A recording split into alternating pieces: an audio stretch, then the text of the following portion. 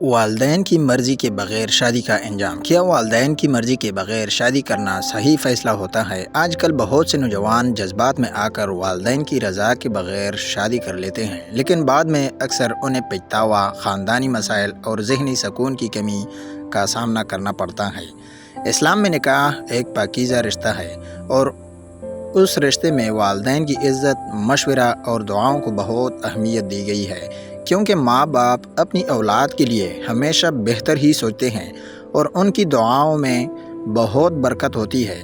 جب انسان صرف جذبات میں آ کر بڑا فیصلہ کرتا ہے تو کئی بار بعد میں تعلقات خراب ہو جاتے ہیں، خاندان بکھر جاتے ہیں اور دلوں میں نفرت پیدا ہو جاتی ہے۔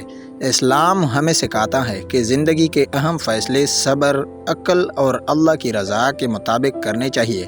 اگر کسی سے پسندیدگی ہو جائے تو سب سے بہتر راستہ یہی ہے کہ گھر والوں کو اعتماد میں لیا جائے اور شریعت کے مطابق عزت کے ساتھ نکاح کیا جائے۔ یاد رکھیں، وہ رشتہ جس میں والدین کی دعائیں شامل ہوں اس میں سکون، محبت اور برکت زیادہ ہوتی ہے۔